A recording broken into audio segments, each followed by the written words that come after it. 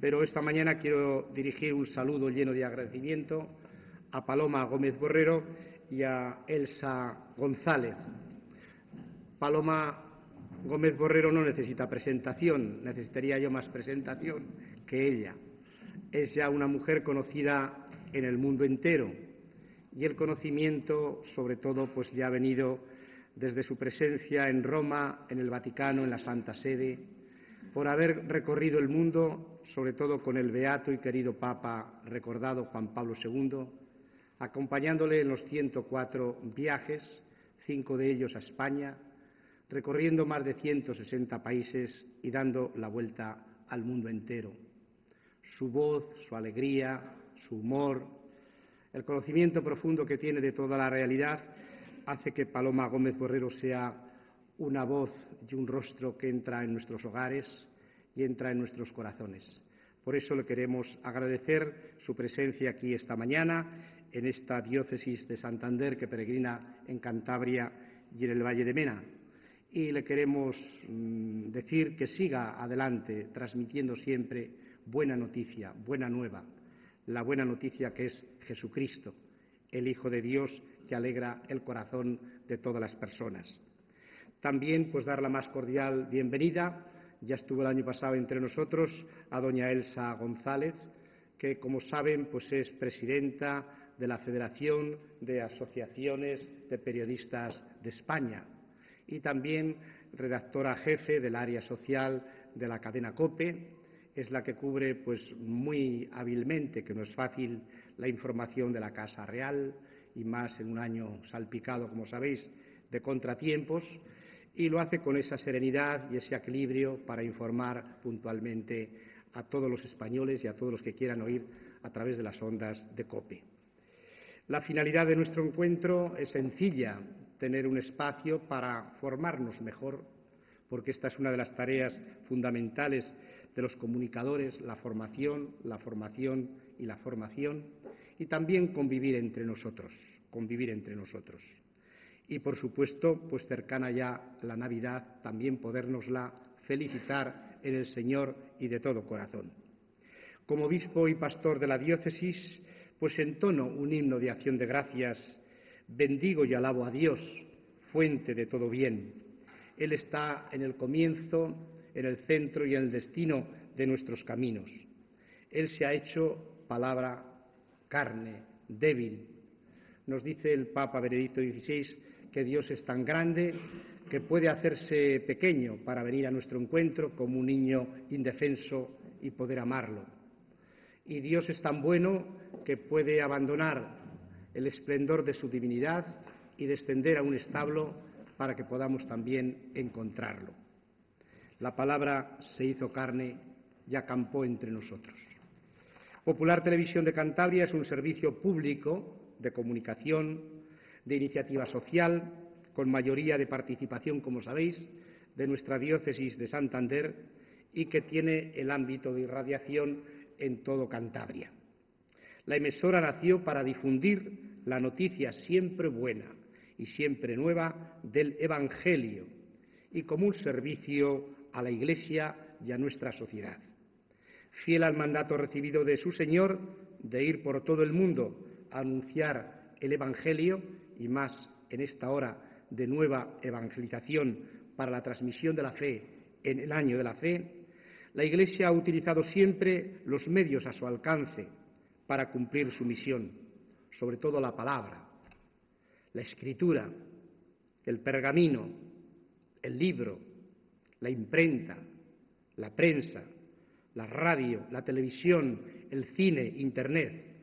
Y acaba de inaugurar el Papa Benedicto XVI Twitter con esos preciosos mensajes que ya pues están seguidos por más de 1,5 millones.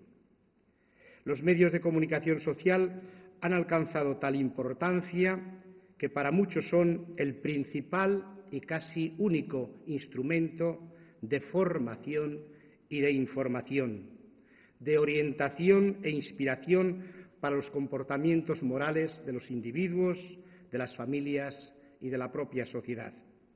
Las nuevas generaciones, lo estamos viendo, crecen en este mundo condicionado por los medios y muchas veces el mundo se concreta en 140 caracteres.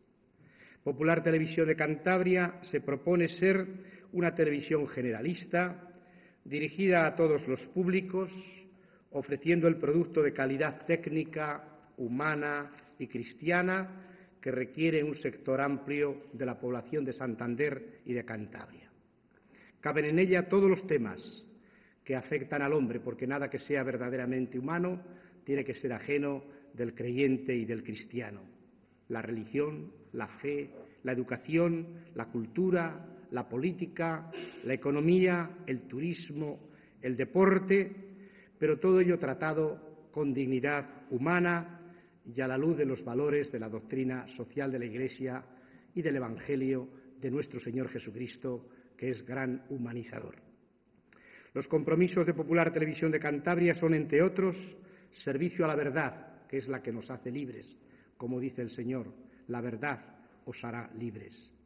El rigor y la calidad profesional, porque, aunque trabajemos en un medio, diríamos, de Iglesia, se nos exige que seamos buenos profesionales, como decía también el cardenal Herrera, que era de aquí, de nuestra tierra, de Santander. Promoción de los valores del humanismo cristiano, servicio a nuestra sociedad, programación religiosa y vinculada a la Iglesia católica, que es universal, que no tiene fronteras. La Iglesia siempre nació ya desde Pentecostés con vocación de universalidad. E información de nuestra propia vida de Iglesia diocesana, que está en comunión con la Iglesia universal y que peregrina en esta tierra y en este pueblo, y dar cabida a todos los organismos, instituciones diocesanas como Cáritas, sobre todo en este momento tan importante de crisis económica, a Manos Unidas, a las asociaciones, a los movimientos, a las comunidades religiosas, también a las de vida contemplativa. Antes de venir esta mañana he saludado a 4 comunidades de vida contemplativa y cómo rezan por nosotros, cómo piden por el mundo y cómo están siendo el sostén de nuestra sociedad. En estos momentos de crisis económica que estamos todos padeciendo, quizá alrededor nuestro, miembros de nuestras familias, y que hemos de afrontar entre todos con esperanza, con realismo, con justicia y con caridad, porque la caridad es la plenitud de la justicia, Popular Televisión de Cantabria debe contribuir a que haya este aire y este ambiente de esperanza y de alegría. Por otra parte, nosotros, aun en medio de esta crisis, pues podemos ofrecer este producto modesto de Popular Televisión de Cantabria con algunos puestos de trabajo, y estamos satisfechos de poder hacerlo. Formulo mis mejores deseos para que Popular Televisión sea, en fidelidad a sus orígenes, un órgano de información y de opinión desde la verdad, en la libertad y en la caridad. Decía el cardenal Newman que hay que conjugar verdad y caridad, porque una verdad dura puede ser cruel y una caridad sin verdad puede ser mero sentimiento. Deseo que esté al servicio de la orientación de la opinión pública con criterios de veracidad y de objetividad. Y deseo que colabore a la construcción de nuestra comunidad abierta a la construcción de todos los pueblos de España. A todos los dirigentes que estáis aquí, trabajadores, colaboradores de Popular Televisión de Cantabria, os quiero expresar mi más sincero reconocimiento y mi más profunda gratitud. Y cercana ya la Nochebuena, desde la ardiente espera del Adviento, os deseo a todos una feliz Navidad, que es fiesta de gozo y de salvación. Muchas gracias.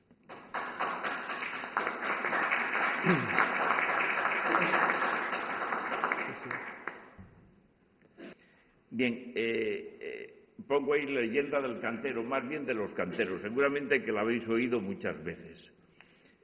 Dicen, no sé si es realidad o es leyenda en cuento, pero dicen que un señor pasaba por una cantera donde estaban trabajando los canteros. Había varios.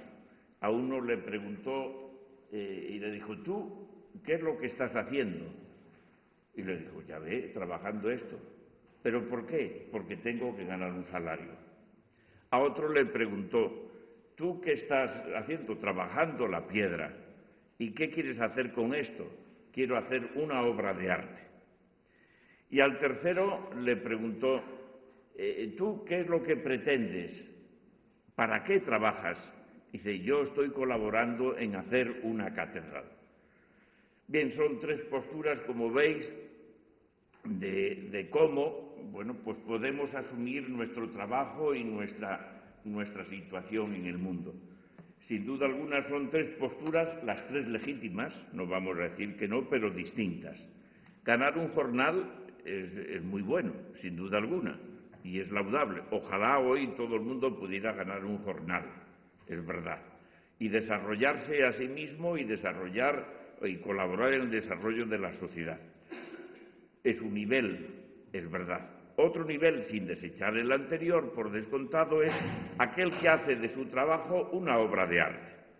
El cantero, pues a lo mejor una estatua o una piedra de sillería, etcétera, es muy bueno. Es decir, el arte es una dimensión del ser humano, del espíritu humano, y eso es muy bueno.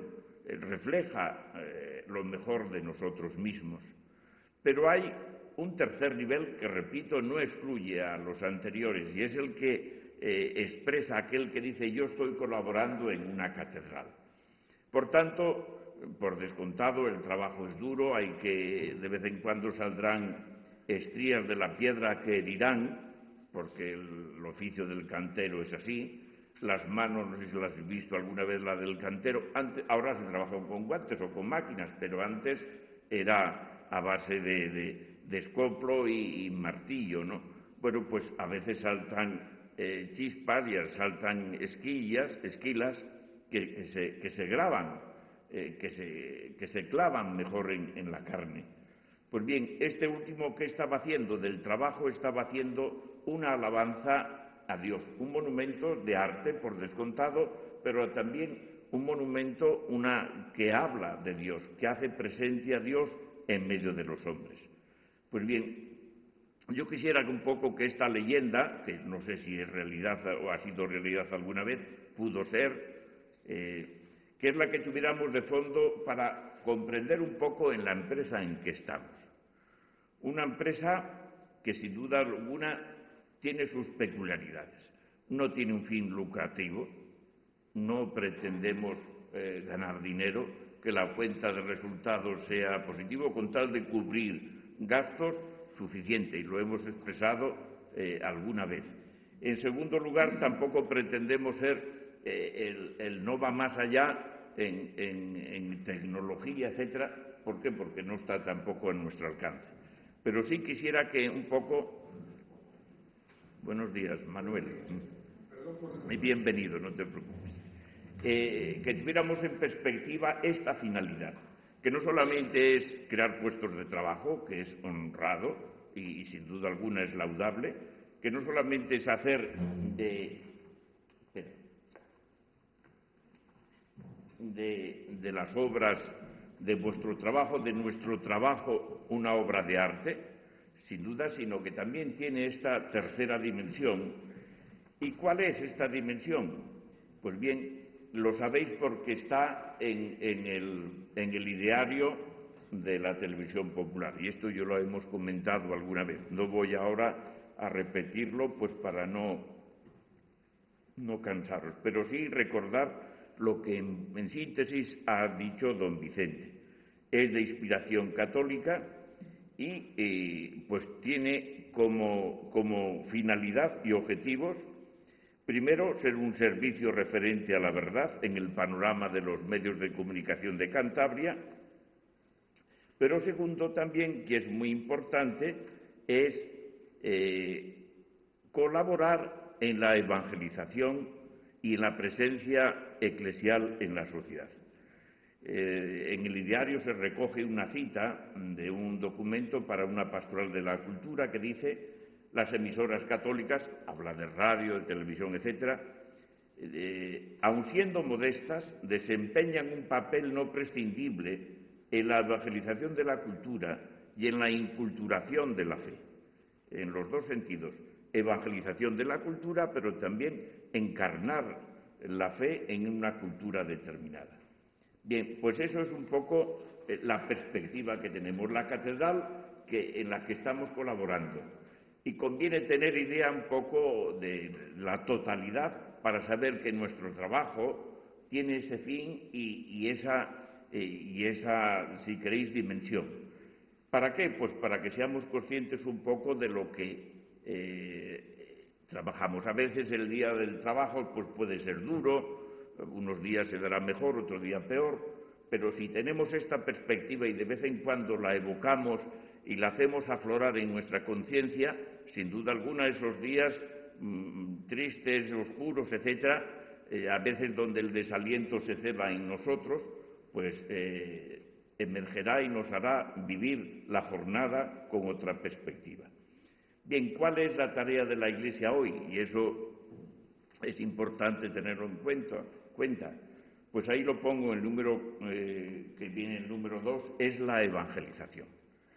La evangelización es lo que resume toda la tarea de la Iglesia. La Iglesia es una familia, una comunidad unida a Jesucristo, pero no para estar mirándonos a nosotros mismos, sino para ir al mundo, ir al mundo entero y anunciar que el Evangelio. Eso es lo que tenemos que hacer en la Iglesia, no otra cosa. El Evangelio, que no son unos libros, el Evangelio es una buena noticia, como decía don Vicente, que es una persona, Jesucristo, no otra cosa. Que de acuerdo, la Iglesia ha expresado su fe en Jesucristo de diversas maneras, los Evangelios, el credo, etc. Pero esa es la tarea. Es la tarea de la Iglesia universal y es la tarea de la Iglesia de Santander. Me imagino que conocéis todos el plan pastoral de la diócesis 2009-2014. Y en esto estamos, en este plan de pastoral.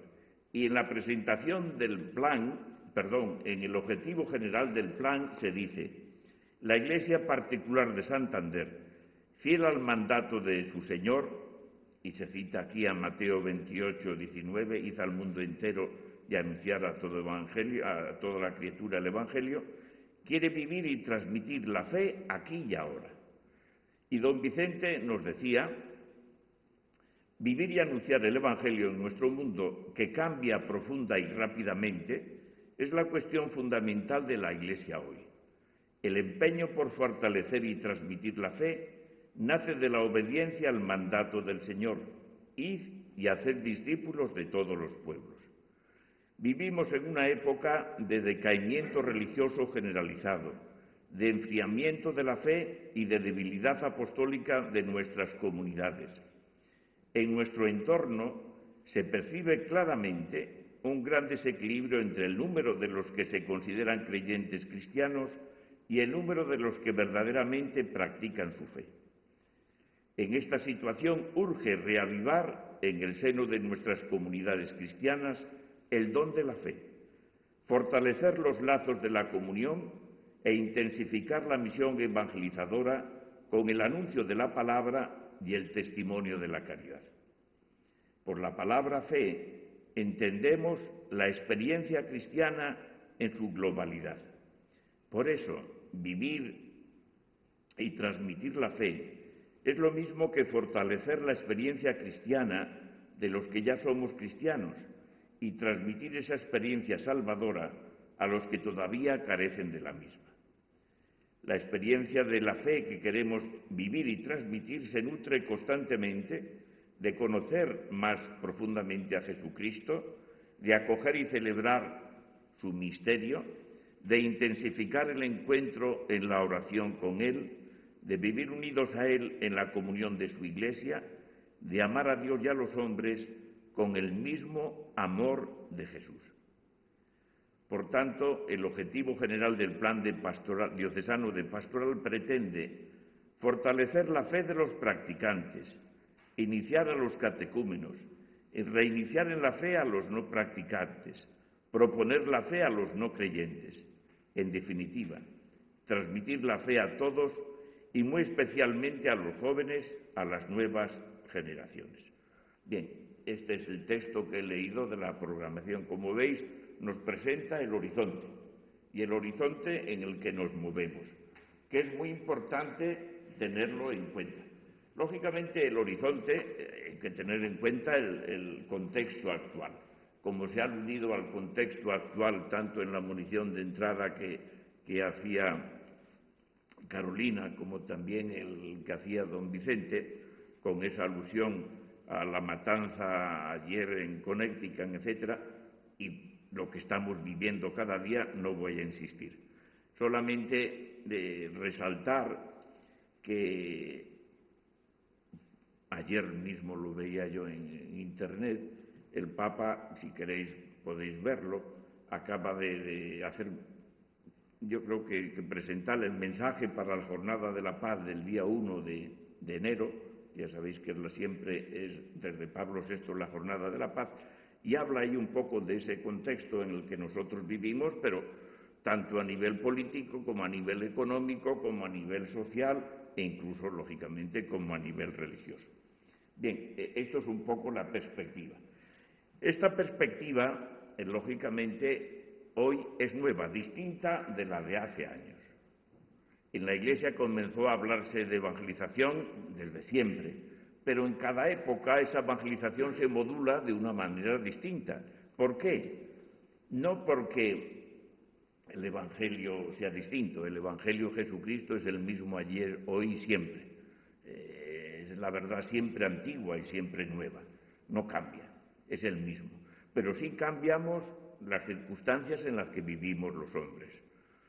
Y no solamente a un nivel técnico o científico y social, sino profundamente cultural. La cultura actual es totalmente distinta. Ya no estamos, por ejemplo, en una cultura marcada por el modernismo, estamos en el posmodernismo, incluso el posmodernismo ha sido superado, en parte, y ahora estamos en ese, no sé, en ese stand-by, un poco esperando a ver qué sale, porque la situación es muy compleja. ¿Desde dónde se vive hoy?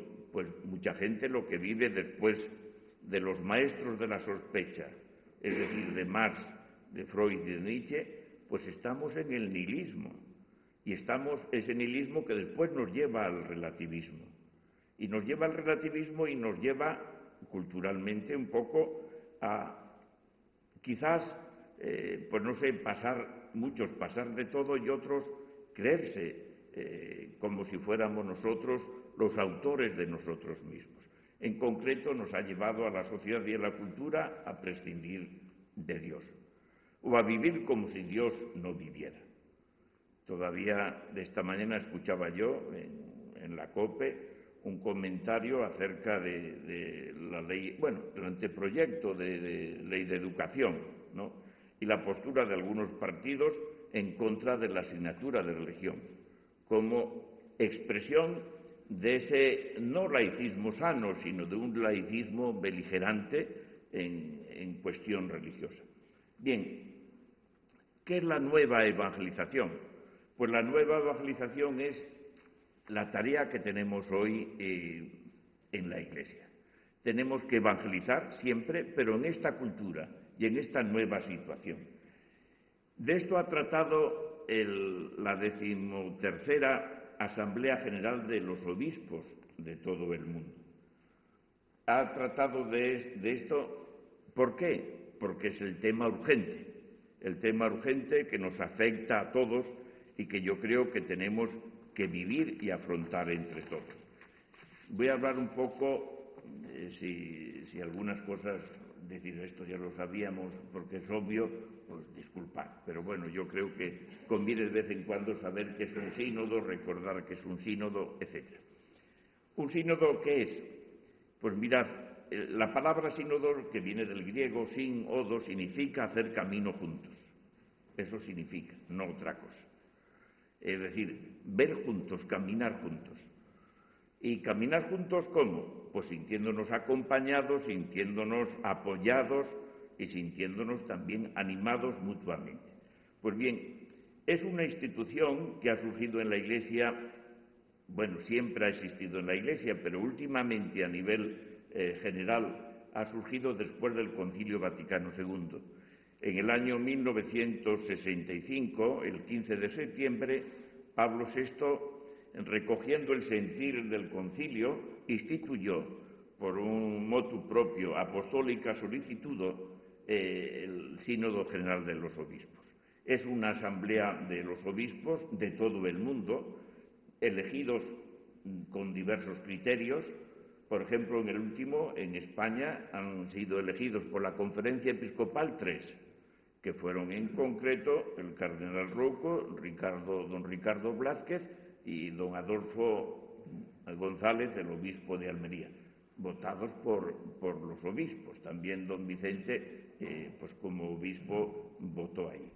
Otros fueron nombrados a dedo por el Papa, como el cardenal de Barcelona, Martínez Sistal. Yo no sé, alguno más quizás español de Roma, pero otros también representan a los religiosos, incluso, y ahora pues hay observadores laicos, se está pidiendo que intervengan incluso no como observadores y peritos, sino también como lo que pasa que es sínodo de obispos, pues había que cambiarle, pues si es de intervienen laicos también, pues ya no sería de obispos, sería sínodo general. Pero bueno, esos son desideratos. Bien, ¿cómo funciona un sínodo? Bueno, pues el sínodo, por descontado, se reúne últimamente con una periodicidad de 3, 4 años, depende. Por ejemplo, a veces un sínodo lo convoca un papa y lo realiza otro, porque la vida pues, está sujeta a...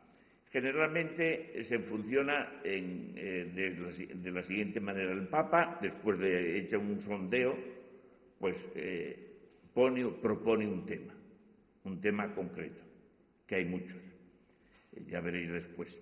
A continuación, ¿qué es lo que hacen? Desde Roma, desde la Secretaría del Sínodo, hacen lo que llaman lineamenta, establecen unas líneas fundamentales, digamos como un borrador para toda la Iglesia, un borrador con preguntas.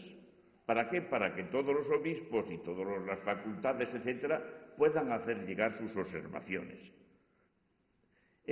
Una vez que se recogen, esto darles tiempo, claro, hay que darle tiempo, ¿qué es lo que hace? Se reelabora y se hace ya un borrador que se llama Instrumentum Laboris, es decir, un instrumento para el trabajo directo en la asamblea, de los que ya van a estar allí, y eso es un poco.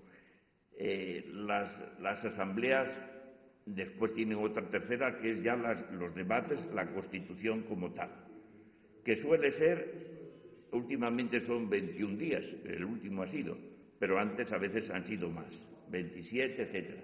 Últimamente se tiende a reducir los días que los obispos que están en el sínodo están alejados de sus diócesis. Ahí debaten en asambleas generales, a veces por grupos de lengua o de zona, depende, y después, ¿qué es lo que hacen? Antes, en el origen, pues a veces publicaban un documento, el mismo sínodo, al respecto. Recuerdo en el año 71 sobre la justicia y el sacerdocio, la justicia en el mundo moderno, que fue muy importante, y el sacerdocio, pues lo publicó el mismo sínodo. Pero claro, un documento hecho entre casi 300 personas, pues imaginaos, ahí se veían diversas manos, diversos estilos, etc. Por eso ya decidieron no hacerlo así, sino hacer unas propuestas concretas, entregarlas al Papa y que el Papa, si lo consideraba oportuno, después pues la recogía toda aquella reflexión y lo traducía en lo que se llama una exhortación apostólica. Bien, eso es un poco. Hasta ahora, y lo tenéis ahí en el material de anexo, pues ha habido muchos, a nivel de la Iglesia, en la Iglesia Universal, ha habido muchos sínodos. En concreto estamos en este último, ha sido el 13º. Ya veis, está poniendo en una columna cuándo ha sido Asamblea General, a veces hay asambleas extraordinarias, lo veis ahí un poco. Bien, Asamblea General, la primera, preservación y fortalecimiento de la fe católica, su integridad, su fuerza, su desarrollo, su coherencia doctrinal e histórica. Como veis, esto está sacado de Wikipedia, que esto es la enciclopedia que a la que todos recurrimos muchas veces. Documento no salió ninguno, porque era la primera. Y la primera siempre suele ser de rodaje, es normal, de coger un poco, digamos, el tranquillo. Después hubo una extraordinaria, y estaban surgiendo las conferencias episcopales como consecuencia del concilio. ¿Y qué es lo que se hace? Pues ver cómo pueden cooperar las conferencias episcopales y la Santa Sede, y la Santa Sede y las conferencias episcopales.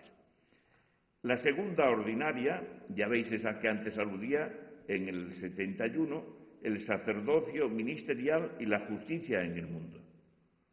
Que en ese, por ejemplo, hay una afirmación que es de la fe cristiana, que la dimensión de la justicia es una dimensión de la evangelización.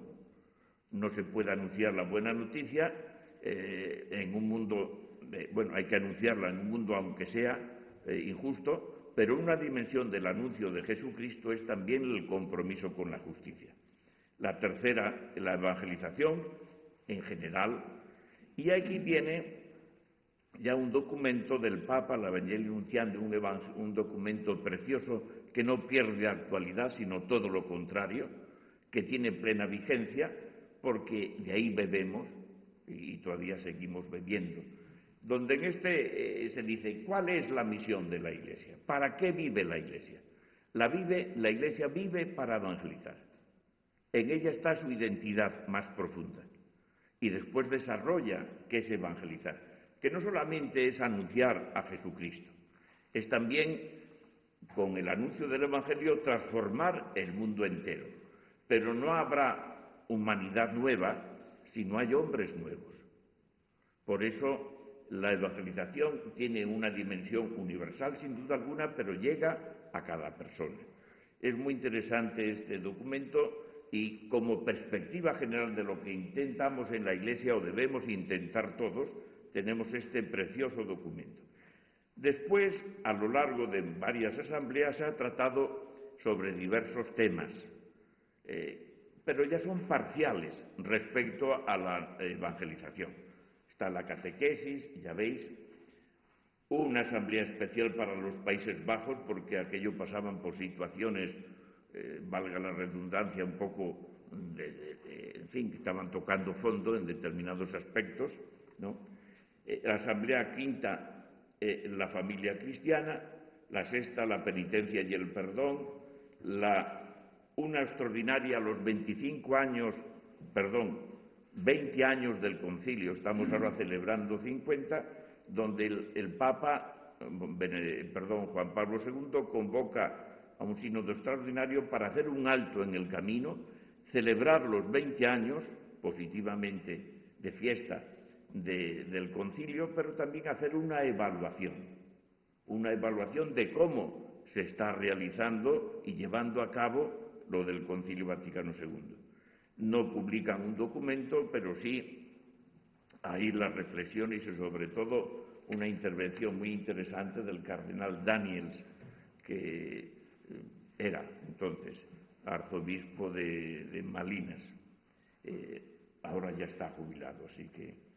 Bien, pero es muy interesante también este documento. Ya la séptima es la vocación y la misión de los laicos en la Iglesia.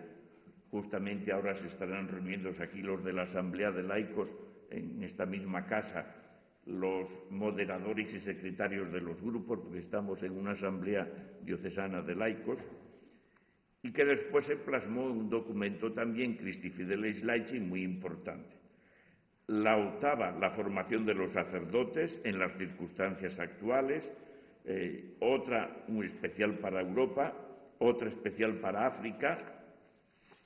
La novena, la vida consagrada, una especial para el Líbano después, una asamblea especial para América. Estas, como veis, ya no son generales, sino son regionales o continentales, depende de un poco. La de América es continental, como ya se entiende. una para Asia, otra para Oceanía, la segunda de Europa. La primera de Europa fue muy interesante porque era el encuentro, después de la caída del muro, entre la Europa del Este y la Europa del Oeste. La Iglesia, digamos, del Oeste, de Europa del Oeste, con la Europa del Este, la Iglesia que había sufrido toda la situación del marxismo, etc. Es muy interesante todo el proceso. Después, ya veis, pasamos otra vez la décima y van tratando los laicos, los religiosos, ahora los sacerdotes, ahora los obispos. El obispo, servidor del Evangelio de Jesucristo para la esperanza del mundo.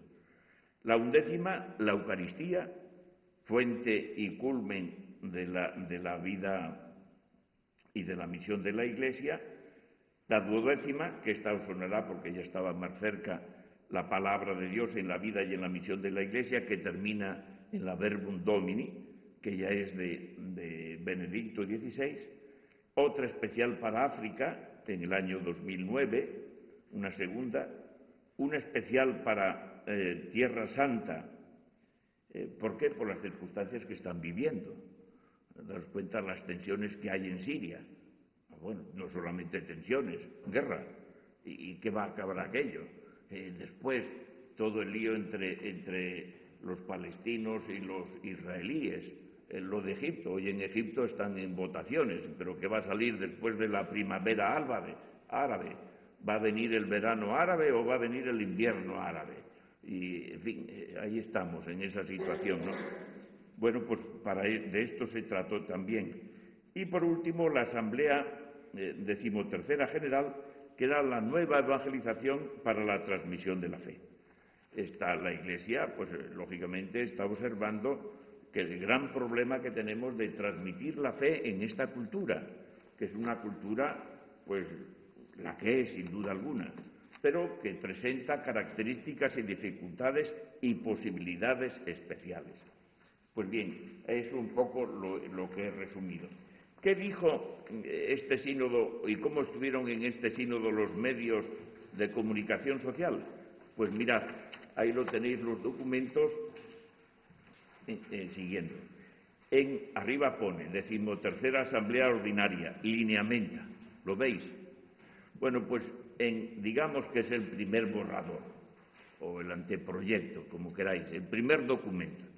Bueno, pues ahí hablan de qué es lo que entonces ve la Iglesia. Dice un escenario. Los lineamientos establecen para la transmisión de la fe, hay varios escenarios, y señalaban algunos: el cultural, el migratorio. El problema de las migraciones se vive hoy de manera muy fuerte en todos los ámbitos: los medios de comunicación, el económico, la investigación científica y tecnológica, la política y la religión. Y justamente presenta este escenario de los medios con eso que hemos leído. Después de esto, ¿qué es lo que hacían los lineamientos? Pues una serie de preguntas ya sobre las iglesias locales, que os resumo. ¿Qué figura específica han asumido estos escenarios en el contexto de las diversas iglesias locales? ¿En qué modo tales escenarios han provocado una reacción en contacto con la vida de las iglesias locales? Las iglesias locales, pues la iglesia de Santander, la iglesia de Oviedo, etcétera, ¿me entendéis? ¿Y cómo ha influenciado la vida de las personas? ¿Qué preguntas y cuáles desafíos ha puesto? ¿Qué respuestas han sido dadas? ¿Cuáles son los principales obstáculos y las fatigas más importantes al plantear la cuestión de Dios dentro de las cuestiones temporales? ¿Y cuáles fueron las experiencias más logradas? Bien, esto respondieron los obispos de todo el mundo y después se hizo una síntesis. Y la síntesis, ya con el instrumentum laboris, sobre eso trabajaron, es lo que viene a continuación, que son los números 59, 60 y 61. El 62 no, porque ya entra en otra cosa. Lo lees tú un poco, así cambiamos de voces. ¿Qué hacen? Pues en el mensaje también se habla de los medios, pero no vamos a leerlo esto. Solamente el último punto, que lo leo yo, que dice: la evangelización, lo tenéis en la página siguiente, la evangelización exige que se preste gran atención al mundo de las comunicaciones sociales, que son un camino, especialmente en el caso de los nuevos medios, en el que se cruzan tantas vidas, tantos interrogantes y tantas expectativas. Son el lugar donde en muchas ocasiones se forman las conciencias y se muestran los hechos de la propia vida. Es una oportunidad nueva para llegar al corazón de los hombres. Bien, cada uno de estos documentos merecería un estudio y destacar esto, lo otro, lo de más allá, pero no tenemos tiempo. Eso queda para deberes, como deberes para que cada uno profundice y saquemos las consecuencias.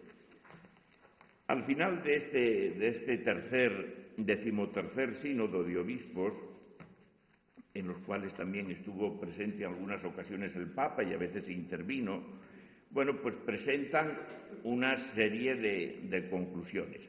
En esa última página que tenéis, yo he hecho un resumen de por dónde van las propuestas que se han hecho públicas. Antes no se hacían públicas, pero con veredicto oficialmente. Antes se hacían públicas, lo sabéis, oficiosamente. Pero ahora ya es públicamente, se hace y oficialmente las conclusiones, que, repito, las entregan en el Papa y con todo el material anterior, pues él sacará, si Dios quiere, pues una exhortación apostólica, pues dentro de más o menos un año, por ahí más o menos. Bien, primero, las propuestas son de varias clases: naturaleza de la nueva evangelización, cómo distingue lo que es la nueva evangelización de otras formas de evangelización. Por ejemplo, la misión a dientes, es decir, donde no se ha oído hablar nunca de Jesucristo. Es una situación. Otra, la evangelización en las comunidades ya creyentes. Y la tercera, propiamente nueva evangelización, que, sobre todo en los países de vieja cristiandad, está orientada o la orientan para presentar de nuevo el Evangelio a aquellas personas que lo han dejado, o son cristianos que se han alejado por 50.000 causas, no vamos a entrar ahora en ellas. Entonces, eso sería propiamente el campo y el ámbito de la nueva evangelización. Daros cuenta, por referirnos en España, la penúltima encuesta del CIS al respecto, pues decía que católicos un 70%, pero practicantes en España, no me acuerdo si era 70 o 72, pero bueno, números redondos, pero practicantes al final solo un 20. ¿Dónde están los otros 50? Es decir, el otro 50%, que quizás solo tienen relación esporádica, puntual, ¿no?, u ocasional. ¿Y dónde está el otro 30%, pues de ateos, de otras religiones, etcétera? Porque la evangelización tiene que ir a todos. No podemos quedarnos en una postura eminentemente conservadora, sino que tenemos que ir más allá. Bien, pues hablando después de diversas propuestas, viene ahí, en el número 6, nos recojo lo que dicen sobre los medios de comunicación social. El uso de los medios de comunicación social tienen un papel importante que desempeñar para alcanzar a cada persona con el mensaje de salvación. En este campo, especialmente en el campo de las comunicaciones electrónicas, es necesario que los cristianos convencidos sean formados, preparados y capacitados para transmitir fielmente el contenido de la fe y de la moral cristiana. Deben tener la capacidad de hacer un buen uso de las lenguas y herramientas actuales que están disponibles para la comunicación de la aldea global. La forma más eficaz de esta comunicación de la fe es el intercambio de testimonio de vida, sin el cual el esfuerzo de los medios no serán capaces de una transmisión eficaz del Evangelio. La educación para el uso racional y constructivo de los medios de comunicación social son una herramienta importante para la nueva evangelización. Bien, como veis, pues son unas afirmaciones muy importantes, pero que ahora no me puedo detener en ellas, porque ¿a qué hora tenemos que parar? Pues termino enseguida. Todo esto, ¿por qué lo he presentado? Porque yo quiero que tengáis la visión de la catedral que queremos construir. Es decir, estamos haciendo piedras y trabajando piedra a piedra y día a día, ahora con frío, otros días con calor, pero ¿cuál es la finalidad? ¿A qué queremos colaborar? A esto, no otra cosa. Y esto es muy importante que esté en nuestras mentes, pero también esté en nuestro corazón y esté sobre todo en nuestra fe. Todo esto después tendría unas repercusiones personales que brevemente las digo. Para que nosotros podamos ser como esos canteros que están trabajando duro, pero para construir la catedral, ¿qué tenemos que, yo creo, y qué actitudes debemos tener? Primero, pertenencia, sentimiento y real de pertenencia a una comunidad, a la Iglesia. Mirad, la Iglesia, decía Chesterton, que nos libra de ser hijos de nuestro tiempo. Solo. ¿Por qué? Porque nos da una dimensión universal, pero no solamente ahora, sino también respecto al pasado. Y esto es muy importante. Sabernos miembros de la familia de los hijos de Dios y, no sé, pues que perteneció San Pablo, San Pedro, San Agustín, Galileo Galilei, Newton, etcétera, etcétera, tantas personas conocidas y otras desconocidas. Creo que es muy importante. Y cultivar esta pertenencia a la Iglesia. Eso es muy importante. Que de acuerdo que la Iglesia tiene fallos y tenemos que mirarnos, pero nos aporta unas riquezas tales que no podemos olvidarnos de dejar de pertenecer a la Iglesia. Es nuestra familia. Querámoslo o no, pues como decía Martín Descalzo, a veces vemos las arrugas de la Iglesia, pero esas arrugas, ¿quién se las hemos hecho? Cada uno de nosotros que somos sus hijos. Como cada hijo hacemos o ocasionamos arrugas a la madre, etc. Segundo, ¿qué supone también otra actitud? El mundo de la reflexión. Hoy le necesitamos. El año pasado os hablaba del silencio a raíz del mensaje del Papa sobre la jornada de los medios de comunicación. Necesitamos mucho la reflexión. Como decía también, me parece que era Chesterton, la cabeza se nos ha dado no para llevar el sombrero en el inglés, sino para pensar, ¿no? Bueno, pues esto es lo que tenemos que hacer, la reflexión. Y quizás en este momento necesitamos mucho esta reflexión. Estamos tan distraídos. Y San Agustín dice que distraídos propiamente y etimológicamente es arrastrados fuera. Distraídos, como imán que nos fuera fuera. Estamos tan disipados a veces, estamos tan divididos, estamos tan disminuidos en el sentido propio de la palabra, que necesitamos volver otra vez a la reflexión, reflexionar. ¿Y cómo? Volver al interior. San Agustín dice que no quieras ir fuera, sino entra en tu interior. En el interior del hombre habita la verdad. Él también comenta que a veces recorremos el mundo entero para ver montañas, esto, el otro, y nos desconocemos interiormente, y lo necesitamos. Pero cuando entremos dentro de nosotros mismos podemos encontrar nuestra limitación, etc. Lo que tenemos que hacer es también trascendernos para encontrarnos con Dios. ¿Pero con qué actitud? Con la de los niños. El niño pregunta mucho, es verdad, pero el niño también tiene una capacidad de asombro. Y esto es lo que tenemos que recuperar quizás nosotros también. Y sin duda alguna en ese itinerario para construir la catedral tenemos que encontrarnos con Jesucristo, ¿no? Sabiendo que Dios es más que nuestras construcciones, que todas nuestras catedrales, que una catedral no puede encerrar a Dios, ni mi concepción de Dios puede reducir a Dios. Dios no es como la cartera que meto en el bolsillo, no, todo lo contrario. Pero todo esto, ¿a qué nos debe llevar? Lógicamente, a obrar la verdad, a actuar. Y actuar, la verdad obra por la caridad.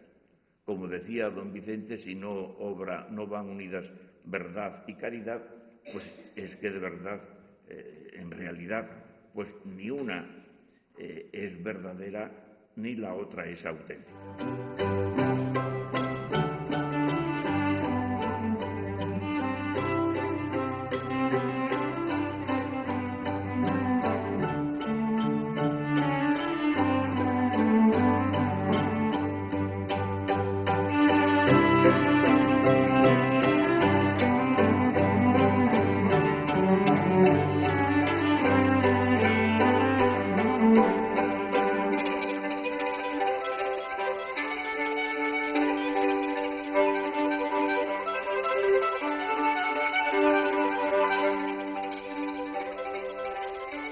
Thank you.